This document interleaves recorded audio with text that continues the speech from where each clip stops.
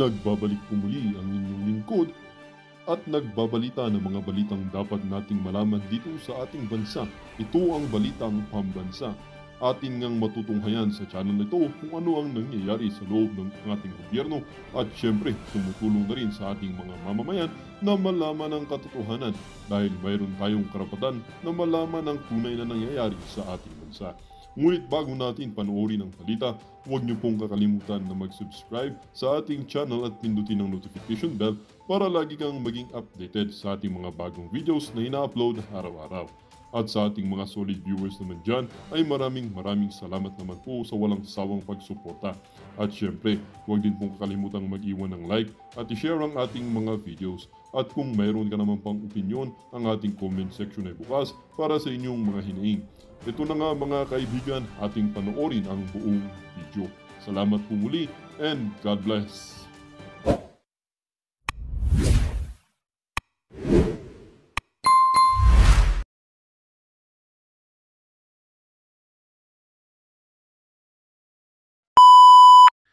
Even yung medical po na kasama nila, ang exact words po na sinabi ni Kuya Bing, he's not in good condition.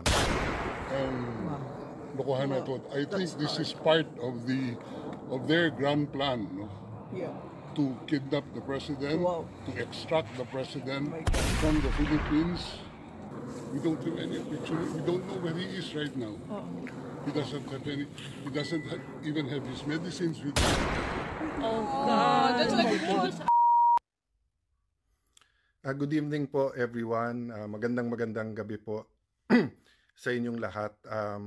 I'm disturbing you again tonight with another Facebook Live because finally nakausap ko po ang former Executive Secretary si Bingbong Migueldia. Alam niyo naman po, sinamahan niya si President Duterte, no? So kanina po we were talking about due process, we were talking about human rights, we were talking about not allowing anyone to be deprived of life, liberty, or property without due process of law. Yung po yung nasa konstitusyon natin at sa pagkaalam ko po, nasa konstitusyon din po ng napakaraming bansa yon.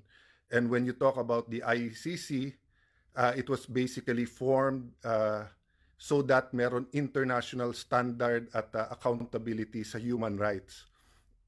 So let me be very clear po ha. Yung pag-uusapan ko po dito ay walang politika, basic human rights po ito. Okay? I will repeat myself.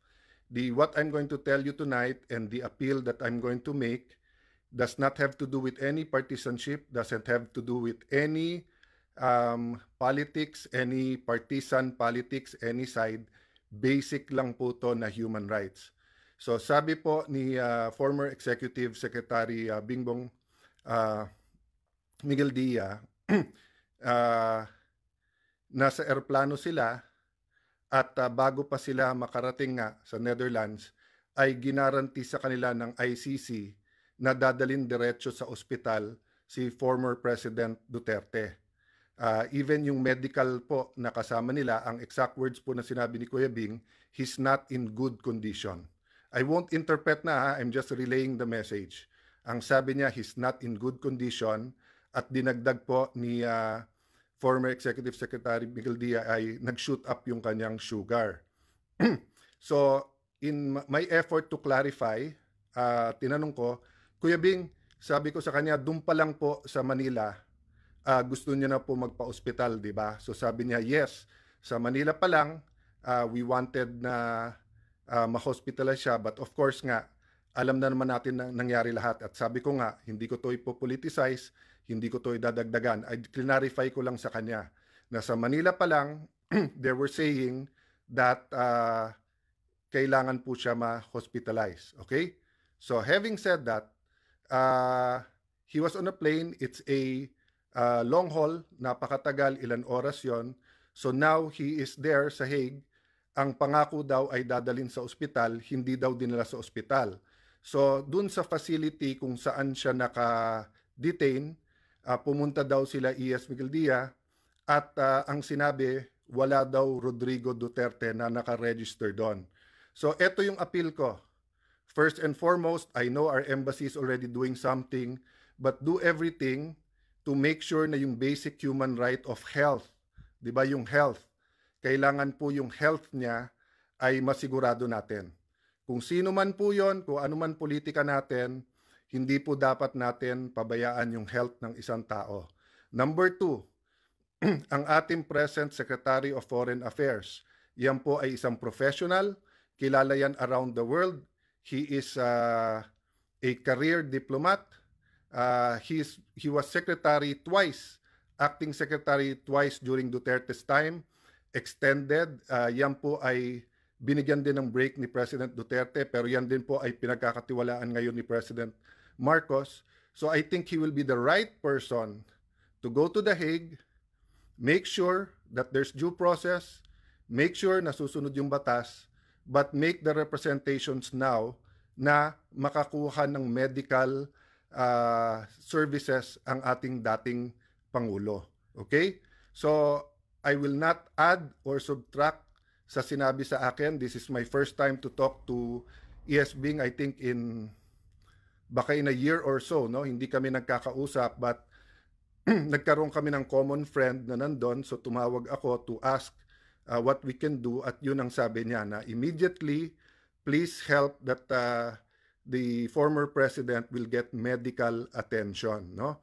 So I don't think may mawawala sa lahat sa atin, kayo man ay humahanga o kayo po ay hindi humahanga kay President Duterte, to make sure that when a Filipino citizen ay kinuha sa ibang bansa na hindi nagkaroon ng chance na yung korte dito ang mag-issue ng warrant, ay to make sure that he's not deprived of life, of good health, di ba?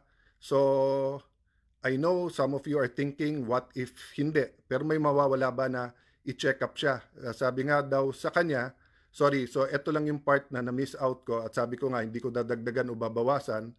Ang sabi daw ni President Duterte kay E.S. Bing, hindi naman ako tatakas, haharapin ko to. So, you know, he's in a foreign country, lahat ng resources nandun sa ICC, hindi siya naman basta't makakatakas o makakaalis, at haharapin naman niya to.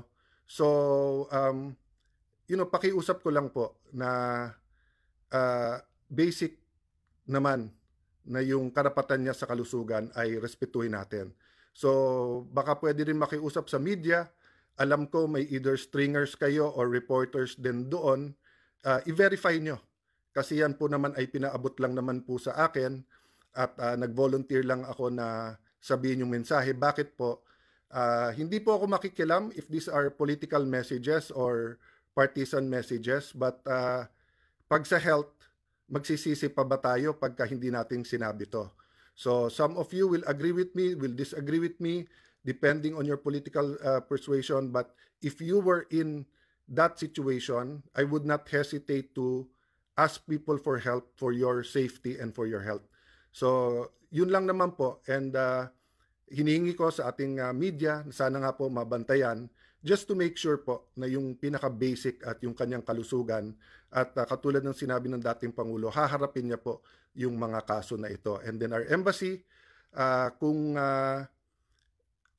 yung 10 million Filipinos to 15 million peoples around the world at yung mga na-convict na nga ay tinutulungan pa natin, ano pa kaya yung presumed innocent who sacrificed for our country? So please po, don't allow po na may mangyari sa ating Pangulo dahil sa kapababayaan natin. And to ICC, no, I want to address myself to you. Your core value is the human rights. So if someone needs medical attention, can we not give that person medical attention? I know the human rights advocates and some extremists among that group is eyes on you, but isn't a medical checkup and making sure that he's okay basic human rights, di ba? So kung yan ang core values nyo sa ICC, I think you should show the world that how you will treat detainees humanely, and having a checkup when they arrive and giving them the proper attention is basic. So again, I'll just summarize, no? I talked to Executive Secretary Miguel Dia. Sabi niya, pinangakuan sila, they were promised that as soon as they get to the Netherlands, they will be brought to a hospital. This did not happen. He is not in touch right now with President Duterte. He went to the ICC facility and they said that there is no registry under the name of Rodrigo Duterte. I know for a fact na tumutulong yung embassy, but I think kailangan ng backup ito from the DFA, and I think we should ensure that every Filipino who's detained abroad will have tamang representation, and yung kanilang kalusugan ay pinaka-basic. So thank you everyone. Good night and please continue to pray.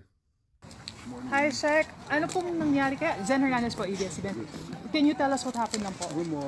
Well, before we detained, we had a meeting with the ICC.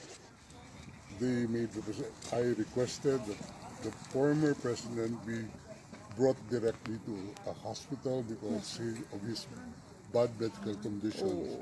It was almost a 24-hour flight. He just came from Hong Kong, not allowed to visit his home, not even allowed to see a doctor in a hospital before he could be transported here. Now, we made the request for a hospitalization, and they gave the assurance that he will be brought to a hospital. And I asked for the name of the hospital. Up to now, they have not given us the name of the hospital. So we took the position that he could have been brought here directly, and we are told that there is no President Duterte inside the facility. We are at a loss at this time, and I think this is part of their grand plan, no? To kidnap the president, to extract the president from the Philippines, and brought to a jet without known destination. I was even forced to join the plane without any valid visa coming here. Sir, can we expound lang when you said that there is no President Duterte inside? They Who are said? telling me that there is no Rodrigo R. Duterte inside this facility. You, But they- you requested for a visit today and it was approved, sir, right? We have requested the ICC for a visit because they do not disclose what hospital he was brought to, and we assume that he was brought here last night after the training. That's all I can say as of the moment. Is it possible he is in a hospital somewhere? I hope he is in a hospital somewhere, but not in this facility. He is allowed, according to ICC regulations, any detainee is allowed to communicate. Has he communicated to any of you? None. Zero, sir. We don't have any picture. We don't know where he is right now. He doesn't even have his medicines with him. That's why Sinakay siya sa ambulance, binigay lang namin yung mga records yun sa kanya. Sabi, he will be well taken care of. Right. And we will be informed immediately of the name of the hospital. But hanggang ngayon, nakakalungkot po. Nakakalungkot ganito ginagawa nila. So, Sec, what's the next step? What are the plans? We are going back to the ICC and ask them where he is right now. Because a family member is waiting here to see him. Yes. How is the Vice President? Well, she's waiting. Okay. And I would assume the president would want to see one of the members of his Yes. cabinet. So, Sec, the Vice President wants to see him. Is there a schedule for her visit now? That's what we are arranging, but we're at a loss where he is right now. Okay. So, how about you, sir? Alis muna pa ba kayo? Alis ako dito. Pinapalabas nga kami. Oh. Anong gusto nila gawin? Standby ako dito. Ang lamig-lamig. ano po yung response sa inyo ng request po for visit? Wala. Ayan. Wala daw. No, request for a visit dito. Wala daw ano dito. Walang preso by the name of President. Mamaya na. Pero sir, the embassy said that you're allowed a visit. Ano kayang pinagmumulan nun? Hindi. Ano yan? right ng accused niya na Opo. to be by counsel. May schedule sila Thursday, so parang definite. I don't know with them, but Or it's- ako, as far as my understanding of the law is, he has the right to counsel at any time. And you're acting as an official. One of the counsel, and they don't even recognize my appearance here. I don't know where she is right now. Hindi pa po kayo nakita. Nag-usap lang kami sa telepono, pero wala pang until So, Alright. tapos na. Okay. I have Thank you, sir. Thank you, sir. Ma'am, may mensahe ba kayo sa ICC? ICC po sila known as Court para sa Human Rights. So dapat equal lang po. Si Tatay Digong naging presidente po ng Pilipinas. Parang kaya nga po tatay ang kanyang ang naging parang Turing turing sa natin sa kanya. kanya kasi talagang umakto siyang parang tatay sa ating mga Pilipino. Let's put it like this. Isang tatay na gustong protektahan ang kanyang mga anak against sa mga drug addicts, against sa mga masasamang loob. At talagang ginawa lang niya ang kanyang trabaho bilang presidente. Hindi lang naman about drugs ang ginawa niya sa ating mga Pilipino. Kaya, di ba kayo nagtataka na maraming mga OFW around the world na mahal siya. Kasi yung impact niya sa buhay nating bilang Pilipino. Ang nakakasama lang ng loob is may Korte Suprema tayo sa Pilipinas. Bakit kailangang dito pa siya litisin? At saka yung kondisyon niya bilang isang matanda na, may tatay din ako. Pero yung sitwasyon niya ngayon na talagang nakakawindang kung hindi alam mo yung feeling ng isang strong ka na, hindi mo mailabas yung luha mo sa mata mo, pero deep inside my heart sobrang May mensahe kay ma'am nakakaiyak sa- at talagang parang dinudurog yung puso ko sa sitwasyon ngayon. Thank you, ma'am. Thank you. Salamat po.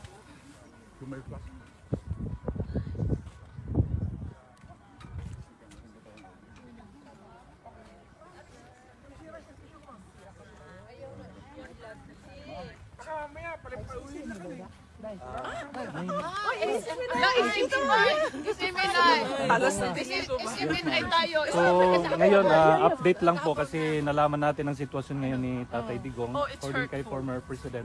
Ano pong mensahe nyo sa ICC? Gusto na namin umiyak po.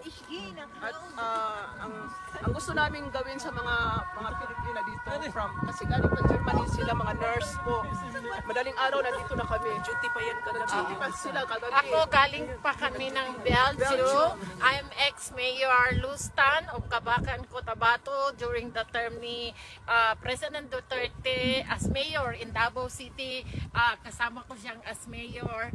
Andito po ako sumusuporta at maaga pa kami, andito na kami sa facilities na sinasabi nila na andito si President. Dumating po si A.S. Medeldia and one of the lawyer and isang Pilipina from Philippine Embassy, and they said that the President is not here, but in the morning we are here, we are trying to have an email, an appointment to get inside, and they said andito si President, but when Medeldia arrived, they said the President is not here. Si Presidente po, andito ang kanyang nurse, wala po siyang medical attention, hindi namin alam ano ang ginawa dahil kinidnap siya galing sa Pilipinas. Siya lang mag-isa doon sa ambulance, and then ang aide niya andito, hindi siya kasama. Nag-iisa lang po siya. Umuwi na po si A.S. Medeldia dahil sabi niya, what for? I am old and the President also very old. By March 28, he will be 80 years old.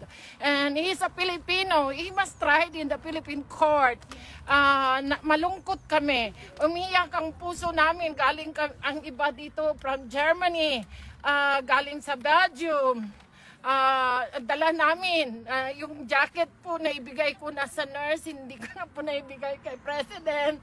Alam ko malamig na malamig ang panahon dito. It's +8. Maginaw, and we believe na as 80 by March 28 si President ay talagang maghihina ang kanyang immune system dahil ang Pilipinas po ay tropical. Maganda ang panahon sa atin dito, napakalamig. Salamat po, salamat. Malungkot kami. May pahabol kang ano po, masasabi niyo po sa gobyerno natin sa Pilipinas. Okay, ito gustong-gusto nilang ipasabi sa Pilipinas. Napunta kami dito, wala kaming bayad. We stay in a hotel, napakamahal. But we stay for the President para ipakita sa pamilya nila na we sympathize. And alam ko anong mga damdamin nila as Pilipino, ang mga kababayan ko na gusto nila makita saan si President Duterte. Ang daming nagawa para sa ating bayan. At kami natatakot kung ano ang ginawa nila kay Pastor Kubuloy, gagawin nila sa presidente natin. Ngayon, walang medical attention. Ang nurse, hiniwalay sa kanya. Ang aide, hiniwalay sa kanya. Si AS Midaldia, hiniwalay din. So kami ay nalulungkot talaga. We are going to the King of Netherlands. Baka makiusap para makita siya ng mga Pilipino dito na galing sa ibang bansa, magtipon-tipon, nagsakay lang ng tren, nagsakay lang ng bus, para lang makarating, para makita si President. Salamat po. Thank you, ma'am. Ma'am, asan po yung aid ni Tatay Digong? Yung taba. Alam mo, pumunta. Ay, sundalo sila, hindi pwede. Hindi sila pwede ma-interview. Oo, wala sila sa service. Pumunta po kami doon sa ano, sabi na. Siya Siya yan, hinila siya. Ayun ako, hinilagan ako. Ikaw Siya yan. Yung servisyo ko yung nakatiyari. Okay po. Basta nakalive. Nakay madam lang. Kudos kami sa mga SMNI. Malapit kayo Oo, sa amin. SMNI talaga kami. Kayo lang hinaway ko. PDP laban po kami, solid. What is that, ma'am? We was there, tapos nung pumunta po kami doon, sino yung bibisitahan daw namin? Sabi ko, wait lang po. Sige. galing kami doon sa Binigay sa Explain lang po siguro, ma'am, yung papel na hawak ninyo. Then, dito ka lang harap kay Sir Anton. Main Yan. office. Yes. Main office. Ano po yun, ma'am? sa main office, galing kami doon. Sabi namin na mag-visit kami kay Duterte. So inano namin yung pangalan lahat. Tiningnan nila sa computer, nandito na daw. So naglakad kami from there going here. Nag-go kami ng 5 minutes, 3 minutes ha? 5 minutes. So ito yung binigay. So sabi nila mag-email daw, tapos mag-call. Hindi naman namin wala namang So ito yung binigay para yung guide lahat para makapasok kasi pwede makapasok ang 5 person to meet ito sa loob. Sabi nila doon, sabi, are you sure sir na nandun? Sabi niya, nandun na po siya. Siya have a room there. Pero nung lumabas po yung sino yung former. ES Midaldia. Yeah? Sabi daw ng mga security guard, wala daw Duterte sa loob. Hindi rin nila masabi kung saan si former Hindi rin president. nila masabi kung nasa. Hindi nila sinasabi. So we don't Hindi nila believe sinabi that. kung nasa hospital. Hindi rin sinabi. Yun ang hindi maganda po sa atin po. Napakasakit po para kay PRD. Parang tinago nila. Tinago po nila. So So ano pong panawagan natin ngayon, ma'am, para sa si Marcos naman kaligtasan po, ng ating... bilang isang Pilipino po, maging fair naman po siya. Hindi naman po may libing yung tatay niya kung wala si Duterte. Sana wala na sila sa politiko kung wala din si Duterte, no? Ako Bisaya talaga, yung Tagalog namin is Bisaya na lang tayo. So matagal na kami dito sa Belgium. Pero nararamdaman namin yung tahimik at safe yung family namin at the time of term ni Duterte. Kasi si Duterte, he is not fighting for humanity. He is defend the humanity. He is fighting against criminality for the people who is powerless. Kung walang kalaban-laban, yun po ang pinindipinsan niya. Bakit humanity yung kaso? Against nga siya sa mga kriminal, hindi human. yun, every time, we cannot stop crying every time we saw the situation of Tatay Digong. Ma'am, Yung mga, is that okay for you if we take pictures? yes, with sure. Is that okay? Yung mga Duterte Ito na lang. na yan, o yung mga Marcos na yan, walang utang na loob. Para namang hindi Pilipino, grabe. Yung, I don't know how to Ako say na that. lang, camera ko na lang. Speechless kami sa mga Marcos na yan, budol, bangag na yan. Thank you, ma'am. Thank you, ma'am. Ang gagamit. So, marami pa kayong mga Hindi kasama kami na nagpa-interview sa mga Sabado. sa PTV, sa mga Maraming ABS-CBN, mga pupunta GMA, sa kasi mga bias yun, mga bayad yun ni Bangag. France, pupunta France, Belgium, yung mga nagtatrabaho ngayon, pupunta sila. Sa ano, pupunta sila bukas. Kasi, Wala man tayong mga tulog kasi duty last night. So, umalis na po yung ano. Umalis sila kasi gusto nilang ma-interview kami kasi mga nurse na. oo, Ayaw nag-response nila pa kami magpa-interview sa kasi call. ayaw namin sa mga ganyan. Mga bias yan eh. Wala na kaming tiwala sa kanila. First class. Hindi dapat Business Sa class. atin lang po sila nagpa-interview sa SMNI. No, sa SM. Trusted ang SMNI sa mga OFW. ABS at CBN. Only SMNI. Nakakabalita ng totoo. Kayo lang po ang nagbabalita ng totoo. Thank you, ma'am. You can say loud po kung anong ayaw niyo sa kabila. Huwag nandun sila sa kabila. Pag ganun. 3 times kami balik-balikan. Ayaw niya magpa-interview po. Sabi naman namin na wala na po kaming tiwala sa inyo. Wala kaming tiwala sa inyo. Sinabi ng Pro Duterte kami ha. Wala kaming tiwala sa inyo. Sabi ko. Tsaka para marinig ka, ay yun ang nawala. Tiwala namin. Wala na po kaming tiwala. Wala kaming Yun pakisuyan. ang ano niyo, karapatan niyo yun. Bilang Pilipino. Kaya nung makita ko kaya nga ang tapang ng tingin ko sa iyo ito, so makita ko, ay, Kala ko, susuntukin mo rin ako eh. Hindi na nakita kayo mag-isip nila. Sa'yo na ganyan, pa-interview na tayo.